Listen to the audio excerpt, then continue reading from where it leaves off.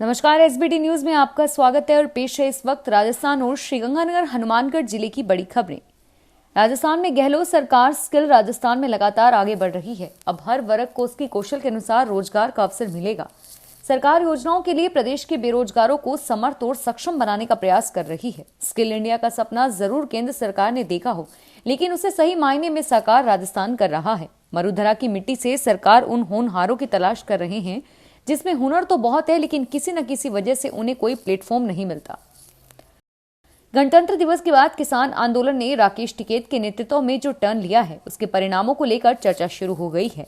जानकारों का कहना है कि टिकैत ने जिस तरह से खुद को गाजीपुर बॉर्डर से बाहर निकालकर हरियाणा में ताबड़तोड़ किसान महापंचायत करनी शुरू की है, उससे मुख्यमंत्री मनोहर लाल खट्टर सरकार की मुश्किलें बढ़ सकती है। प्रदेश में जिस तरह से उनकी महापंचायतों में गांवों से लोगों को भारी भीड़ जुट रही है, उसे देखकर कहा जाने लगा है कि मुख्यमंत्री खट्टर को टिकैत की नजर लग सकती है। केंद्र सरकार पारित किए गए तीनों कृषि कानूनों के विरोध में बुधवार को धौलपुर जिले के बाड़ी सहित उपखंड क्षेत्र और जिले भर के किसानों ने ट्रैक्टर रैली निकाली। केंद्र सरकार के कृषि बिलों को काला कानून बनाते हुए विरोध प्रदर्शन किया। जिला कलेक्टर पहुंचकर कलेक्टर को राष्ट्रपति के नाम ज्ञापन सौंपा। इस दौरान दर्जनों की संख्या में ट्रैक्टरों में सवार किसान NH11B पर रैली के रूप में दिखाई दिए। भाजपा प्रदेशाध्यक्ष सतीश पूनिया की मौजूदगी में बुधवार को सहाड़ा गंगापुर विधानसभा क्षेत्र से निर्दलीय प्रत्याशी रहे लादू लाल पिथालिया और सुवाना से प्रधान फूल कंवर और चाव सिंह भाजपा में शामिल हुए। नेता प्रतिपक्ष गुलाब चंद कटारिया, उपनेता प्रतिपक्ष राजेंद्र राठौड़ भी कार्यक्रम में उपस्थित थे। पूनिया को 2,11,111 रुपए का चेक भगवान श्री राम मंदिर समर्पण निधि के लिए सौंपा। पूनिया ने कहा कि उपचुनाव में सभी चारों सीटों पर कार्यकर्ताओं के परिश्रम से भाजपा की जीत होगी। कांग्रेस ने जाति, पंथ और मजहब के नाम पर लोगों को बांटने का कार्य किया और भाजपा राष्ट्रवाद के विचार के साथ लोगों को जोड़ने का कार्य कर रही है। कृषि कानूनों के विरोध में सड़क से संसद तक संग्राम मचा है। किसान नेताओं और राष्ट्रीय लोक दल के बाद अब कांग्रेस ने पश्चिमी उत्तर प्रदेश में किसान महापंचायत के जरिए अपनी चुनावी तैयारी शुरू कर दी है।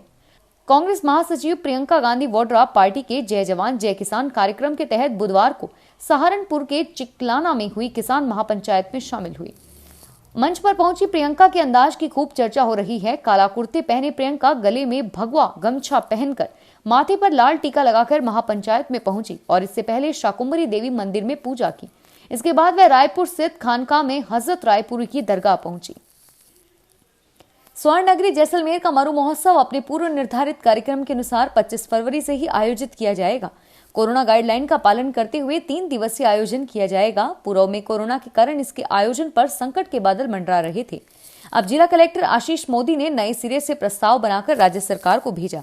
राज्य सरकार से हरी झंडी मिलने के बाद जिला प्रशासन ने इसकी तैयारियां शुरू कर दी और इसकी तैयारियों के संदर्भ में गुरुवार को बैठक आयोजित की जाएगी। मरु महोत्सव का आयोजन होने से पर्यटन जगत से जुड़े लोगों में हर्ष की लहर दौड़ पड़ी।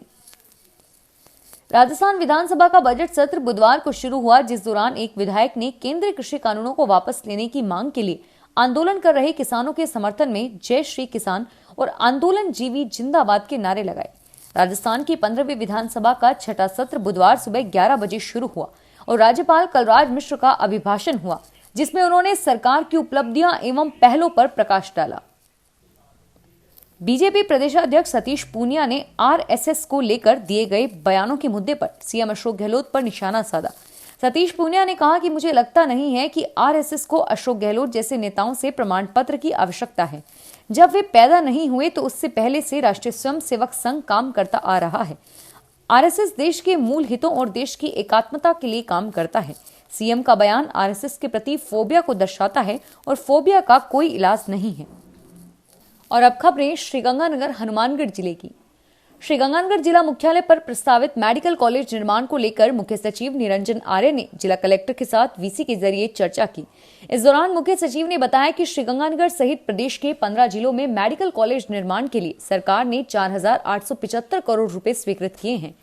इस बजट में प्रत्येक मेडिकल कॉलेज पर 315 करोड़ रुपए खर्च होंगे। मुख्य सचिव ने कहा कि भूमि का निरीक्षण करके कोई परेशानी आने पर सरकार को सूचित करें। श्रीगंगानगर जिले के राष्ट्रीय खाद्य सुरक्षा अधिनियम के तहत गरीब बनकर गेहूं प्राप्त करने वाले सरकारी कर्मचारियों को गेहूं की बाजार दरों के आधार पर 12 फरवरी तक राजकोष में राशि जमा करवानी होगी।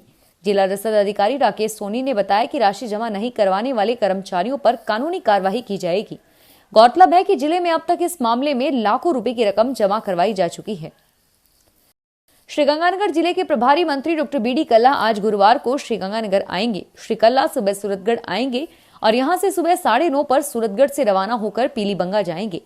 पीलीबंगा से गोलूवाला पहुंचेंगे और शाम 4:30 बजे गोलूवाला से रवाना होकर पदमपुर पहुंचेंगे। स्थानीय निवासियों से वार्ता कर रात्रि 8 बजे श्रीगंगानगर सर्किट हाउस पहुंचेंगे। 12 फरवरी को प्रातः 9 बजे श्रीगंगानगर से रवाना होकर पीलीबंगा आएंगे और दोपहर 1 बजे पीलीबंगा से रवाना होकर 2:30 पर पदमपुर आएंगे। सायं 4 बजे पदमपुर से गंगानगर आएंगे तथा रात्रि विश्राम श्रीगंगानगर में करेंगे और 13 फरवरी को प्रातः 8 बजे जयपुर के लिए रवाना होंगे। श्रीगंगानगर जिला मुख्यालय के निकट गांव 19 में स्थित उच्च माध्यमिक विद्यालय में 3 दिवसीय विज्ञान मेले का समापन हुआ। मेले में विभिन्न प्रतियोगिताओं में 361 विद्यार्थियों ने भाग लिया। श्रीगंगानगर जिले के रायसीनगर कस्बे में भारतीय किसान यूनियन के कदावर नेता व दिल्ली में किसान आंदोलन की डोर संभाल रहे राकेश टिकैत व अन्य किसान नेता 18 फरवरी को रायसीनगर आने का कार्यक्रम फिलहाल टल गया है। कामरेड श्यामपत राय मेघवाल ने बताया कि संयुक्त किसान मोर्चा की ओर से 18 फरवरी को प्रातः 11 बजे से नई धान मंडी में जनसभा आयोजित की जानी थी। 18 फरवरी को रेल रोको कार्यक्रम फाइनल होने पर रायसीनगर का कार्यक्रम स्थगित करना पड़ा। श्रीगंगानगर जिला मुख्यालय पर मुकेश ऑडिटोरियम में थोक वस्त्र विक्रेता संघ का शपथ ग्रहण समारोह आयोजित किया गया। कार्यक्रम के मुख्य अतिथि विधायक राजकुमार गौड़ थे। अध्यक्षता पूर्व अध्यक्ष रामप्रकाश मिड्डा ने की। विधायक श्री गौड़ ने नवनिर्वाचित अध्यक्ष मनोज डोडा को शपथ ग्रहण करवाई।